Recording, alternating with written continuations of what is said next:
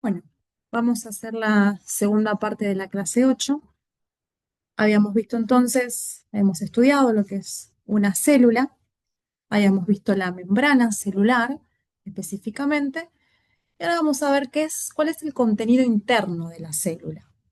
Vamos a ver que además de la membrana celular, por dentro van a existir diferentes estructuras que vamos a llamar organelas, que son las que vamos a ir detallando, y que no están dispuestas en el vacío, sino que están dispuestas en el citosol, que es un líquido acuoso que contiene agua, iones, moléculas orgánicas, es decir, lípidos, proteínas, etcétera. Y que también vamos a ver que no es que están dispuestas como si fuera en una sopa y que van y vienen eh, azarosamente, sino que también este citosol está atravesado por una red de filamentos que van a darle soporte a cada una de estas estructuras. Bien, entonces vamos con las diferentes estructuras que contiene la célula. Vamos a comenzar con el retículo endoplásmico o retículo endoplasmático. Acá tenemos una imagen. Bien, vamos a ver que son estructuras membranosas y todas las primeras que vamos a ver son todas membranosas. Eh, Y piénsenlo también como si fuera una estructura aceitosa, así como estudiamos la membrana plasmática. Vamos a ver que forma unos canales, unas cisternas, y tienen forma de sacos aplanados.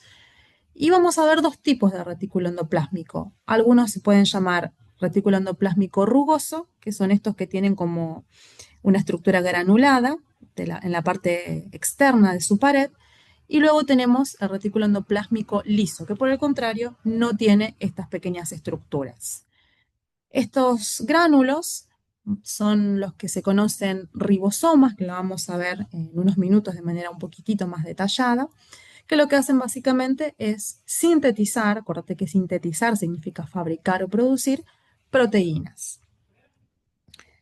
En general, las proteínas que se sintetizan en el retículo endoplásmico rugoso son las que luego van a ser exportadas hacia otra célula, por ejemplo. Y el retículo endoplásmico liso lo que hace es sintetizar lípidos, que después van a ser exportados, por ejemplo, o van a viajar, más que ser exportados, van a viajar hacia la membrana plasmática. Acuérdate que la membrana plasmática estaba formada principalmente por lípidos. Bueno, esos lípidos se producen acá en esta organela. Otra de las funciones que tiene el retículo endoplásmico liso es la de almacenar calcio. Almacena y también lo elimina. El calcio es importante, por ejemplo, para la contracción muscular. Bueno, acá tienen detallado las características para que las puedan ir estudiando. Otra de las estructuras que tenemos que estudiar es el aparato de Golgi. También es una estructura membranosa, es similar, este es el retículo endoplásmico, este es el aparato de Golgi, ven que son similares, también forman una especie de sacos, de cisternas, y tiene una función en la que van a etiquetar a las proteínas, ¿sí? Las proteínas se van a sintetizar en el retículo endoplásmico, van a viajar por medio de vesículas hacia el aparato de Golgi, quien las va a etiquetar y una vez que tienen la etiqueta, es una etiqueta molecular, les ponen mediante reacciones químicas, se les colocan diferentes tipos de moléculas y eso es una señal para que la proteína viaje a donde corresponda, a donde la célula lo necesita. Fíjense que se van formando unas vesículas. Yo les dije que esto se lo imaginen como si fueran eh, algo más bien aceitoso y que por lo tanto se van fusionando y van saliendo estas vesículas para luego volver a fusionarse con la membrana del aparato de Golgi y ser etiquetadas y luego salir tanto, por ejemplo, al exterior de la célula o ir viajando a donde la célula lo necesite. Bien, otra estructura que tenemos que estudiar son los lisosomas. También son estructuras membranosas de simple membrana y tienen una función de destruir aquellas partículas que son desechos de la célula o algún agente patógeno que haya entrado. Son encerradas y selladas por estas membranas, son como una especie de bolsita, se destruyen porque tiene una serie de enzimas que catalizan reacciones de degradación, se destruye y se elimina aquello que la célula ya no necesita más. Otra estructura se conoce como proteosoma. Va a tener una función similar a la del lisosoma, pero en este caso lo que va a degradar van a ser proteínas. Son cilindros huecos y ¿cuáles son las proteínas que van a ir a esta estructura? Bueno, son proteínas que son anormales. Por ejemplo, porque están mal plegadas. ¿Se acuerdan que habíamos visto que las proteínas tenían estructura primaria, secundaria, terciaria y cuaternaria? Bueno, en la terciaria nosotros habíamos estudiado que se produce un plegamiento proteico. A veces ese plegado es incorrecto y si tiene una forma incorrecta, la proteína ya no puede cumplir su función y por lo tanto no le sirve a la célula. Así que es marcada con una molécula que se llama ubiquitina, que dice que es ubiquitinizada. Esa señal a la proteína le indica que tiene que ir al proteosoma y allí se degrada y ya la célula va eliminando sus desechos. Bien, luego tenemos a los peroxisomas. Son similares, ¿sí? Estos peroxisomas se producen en el retículo endoplásmico.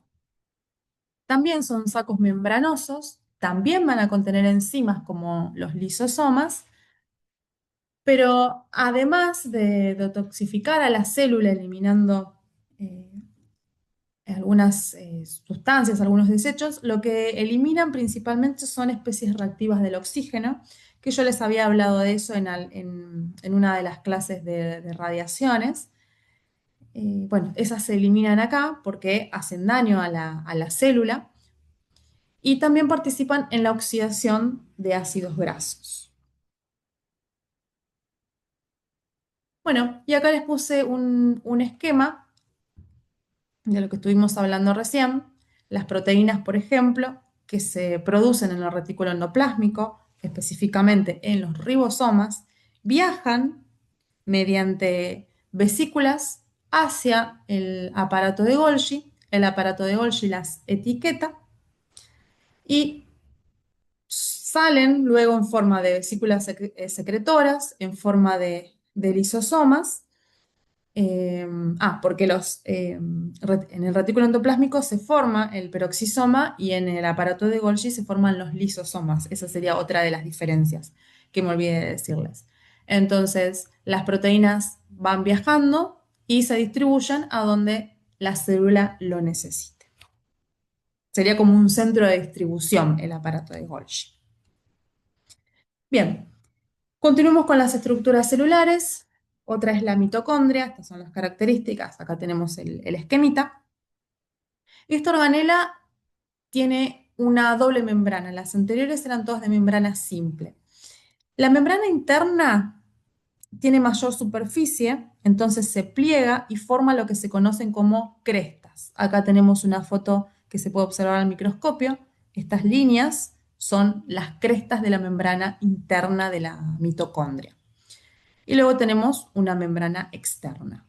La membrana interna tiene adentro unos complejos proteicos, que son todas enzimas, que producen reacciones sumamente importantes porque a partir de ahí se genera el ATP. El ATP, acordate que era la moneda energética de la célula y como vas viendo, la misma célula produce sus propios componentes. Dijimos que la célula produce sus propios lípidos, produce sus propias proteínas, produce proteínas para otras células y todo esto genera gasto de energía. Por lo tanto, también habíamos visto que el ingreso y salida de algunas sustancias requiere ATP. ¿Dónde se produce ese ATP? Bueno, acá en la mitocondria. Bien, para eso necesita molécula de oxígeno y glucosa. Por eso es importante nutrirnos y la respiración. Entonces se dice que las mitocondrias son las plantas de energía de la célula. Bien, la siguiente estructura es el núcleo. Vamos a ver acá el dibujito, el esquema. El núcleo es una de las estructuras más grandes que tiene la célula. Está compuesta por una envoltura nuclear, que también es una doble membrana. Fíjense acá tenemos en el microscopio se observa esta doble membrana, una membrana más interna y otra más externa. Acá tenemos el nucleoplasma y por fuera el citoplasma, que sería la parte eh, que está por fuera del núcleo. Cuando se fusionan estas membranas, se forma una especie de agujerito que es un poro nuclear, que permite al contenido que se encuentra dentro del núcleo salir hacia la célula. Acá vamos a ver que se forman los ribosomas, por ejemplo, que necesitan viajar y, por ejemplo, ir al retículo endoplásmico. Bueno, en el nucleolo vamos a encontrar que tenemos el ADN. El ADN vamos a ver ahora que en realidad vamos a verlo en las siguientes clases, que cumple una función de indicarle a la célula cuáles son las actividades que debe realizar. Entonces, sin el ADN, la célula no puede realizar ningún tipo de actividad, por lo tanto, concluimos que es sumamente esencial para la vida.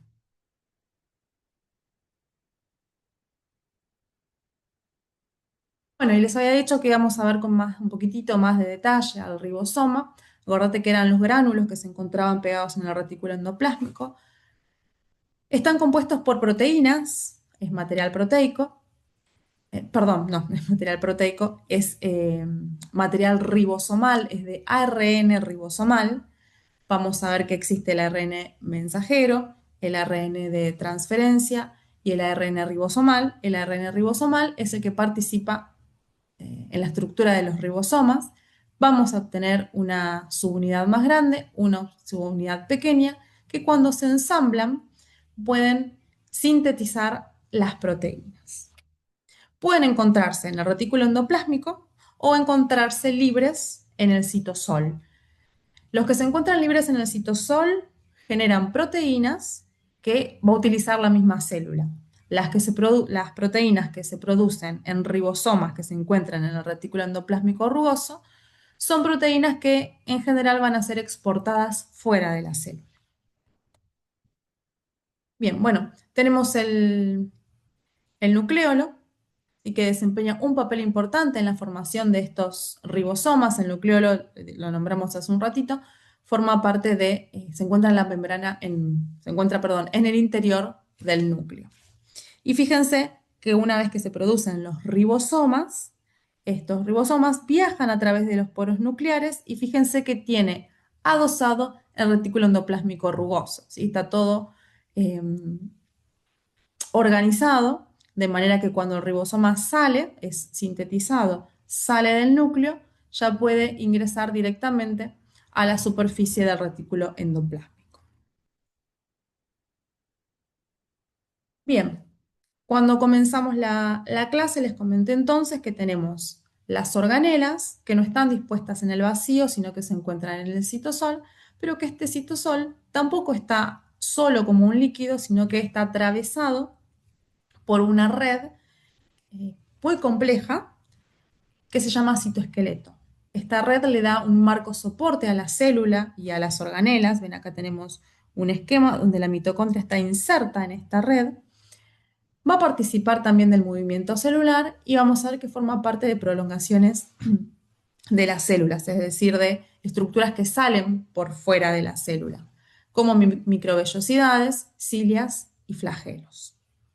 Las microvellosidades, por ejemplo, las encontramos en células del intestino delgado o células del oído, en el caso de las células del oído, son importantes para detectar el sonido y en el caso del intestino delgado sirven para aumentar la superficie de contacto y poder absorber de manera más eficiente los nutrientes.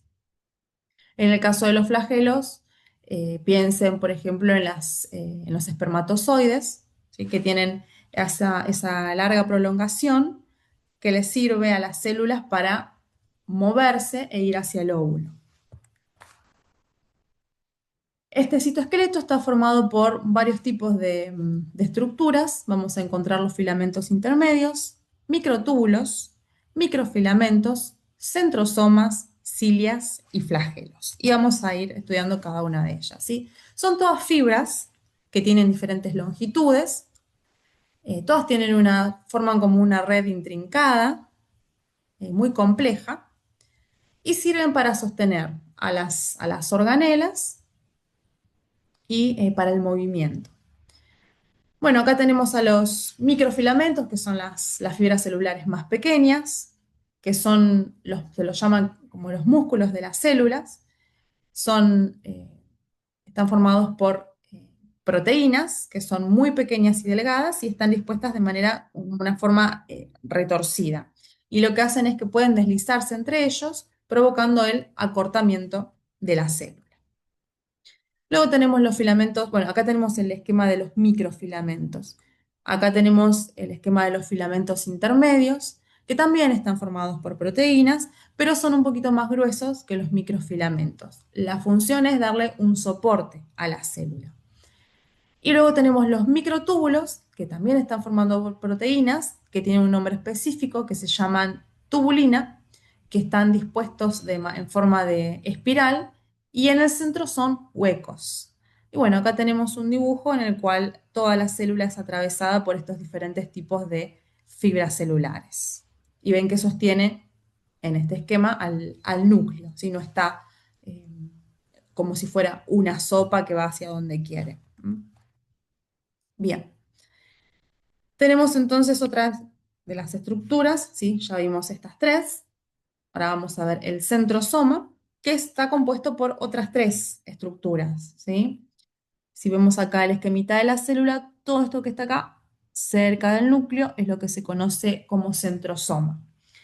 Es una zona que está cerca del núcleo eh, y lo que hace es coordinar tanto como la formación y la destrucción de los microtúbulos. Ahora les voy a mostrar un esquema en el cual van a ver por qué se pueden llegar a formar o destruir a los microtúbulos. Eh, que justamente es lo que dice acá, ¿no? Que desempeña un papel importante durante la división celular. Dentro de este centrosoma vamos a tener a los centríolos. Los centríolos son esta pareja de estructuras que van a ver que siempre están dispuestos de manera perpendicular. Son estructuras cilíndricas que que están rodeadas por un material proteico denso que se llama material pericentriolar. Los centríolos, estos dos, esta pareja de estructuras, más el material pericentriolar, son los que forman parte del centrosoma. Bien. Bueno, y acá les puse un esquema de la mitosis. La mitosis no es parte de esta clase, pero como para que tengan una idea cuál sería su función, porque uno los ve ahí de manera estática, y en realidad la función es sumamente importante. En la mitosis lo que se produce es la división de la célula, es decir, a partir de una célula se producen otras dos exactamente iguales, es como que eh, se fisionan, no es exactamente esa la palabra, sino que la palabra correcta es mitosis, pero como para que se den una idea de qué es lo que ocurre. Estos serían los centrosomas. A partir de ahí se producen estos usos mitóticos, que son los microfilamentos, que se van a ir enganchando, por ejemplo, a los cromosomas. Los cromosomas es el ADN empaquetado y que se van a disponer de manera que luego cuando la célula ya empiece a separarse, les quede a cada uno una mitad de ADN a cada uno, porque si no les queda la mitad a cada uno, la célula es distinta, ¿sí? Y fíjense que acá los van creando a los microtúbulos y luego se destruyen. Por eso decimos que los centrosomas tienen la función tanto de sintetizar como de destruir a estos filamentos. Bien, y como última estructura, dentro de lo que sería el citoesqueleto, tenemos a las cilias y flagelos. La diferencia entre los cilios y flagelos es el tamaño, ¿sí? Son más cortos y numerosos, los cilios que parecen como unos pelitos, y en cambio los flagelos son estas estructuras más alargadas. Nosotros no tenemos en muchas células estas estructuras, no son fundamentales en todas, como les dije hace un ratito, los espermatozoides necesitan del flagelo para el movimiento. Acá tenemos cómo sería el movimiento del flagelo, que es un movimiento helicoidal. En cambio, las cilias les sirve también para el movimiento, pero hacen como una especie de remo. Estos dos son casi fundamentales en alguna de las células que se llaman células procariotas. Las células procariotas son bacterias. A diferencia de los animales o de las plantas, son organismos simples y por lo tanto van a necesitar de mayor protección. No van a poder moverse si no tienen estas estructuras en sus células, ¿sí? Eh, Acá fíjense que tiene una membrana plasmática, como cualquier tipo de célula, pero además de la membrana plasmática tiene una pared celular. Esta pared celular le sirve de mayor protección. Y las cilias y los flagelos la va a utilizar para moverse en busca de sus nutrientes. Bueno, esta además, no lo había visto, ¿sí? Esta sería, la amarillito es la membrana plasmática, esta es la pared celular y además tiene una cápsula, ¿sí? O sea, está completamente protegido porque no tiene, por ejemplo, a nosotros viene algún agente patógeno y tenemos todo un sistema inmunitario que puede responder por nosotros. La célula un ser unicelular, como son las bacterias, bueno, necesitan de tener unas células con mayor protección. Y si observamos en el interior de la célula, esto que se encuentra acá, en el centro, es el ADN. El ADN no se encuentra en el núcleo como en una célula eucariota, que es la que estuvimos estudiando recién, sino que se encuentra disperso en el citoplasma en una zona que se llama nucleoide. Y si seguimos observando, estos gránulos que se observan ahí son los ribosomas, que están libres en el citoplasma y no tienen mitocondrias, no tienen retículo endoplásmico, no tienen aparato de Golgi, son estructuras, son células muchísimo más simples que las eucariotas. Acá tenemos, entonces, para recordar la diferencia entre una y otra, la célula procariota, acordate que son las bacterias, ninguna de ellas tiene núcleo, pero sí tiene ADN. El ADN lo va a tener disperso en el citoplasma en una zona denominada nucleoide. En cambio, la célula eucariota también contiene ADN, pero lo va a tener dentro del núcleo. Esa sería la principal diferencia. Eucariota tiene núcleo, la procariota no lo tiene. Bueno, acá tenemos entonces para observar las diferencias, como les decía, acá están todas las organelas que vimos hoy, mitocondria, aparato de Golgi, lisosoma, peroxisoma, retículo endoplásmico, em, y el ADN dentro del núcleo. Em, Bien, si miramos comparada a esta, también, y acá no lo marqué, sí, este sería el citoesqueleto que le da soporte y cumple todas las funciones que vimos hace un ratito, y lo que se vería en rosita clarito sería el citoplasma.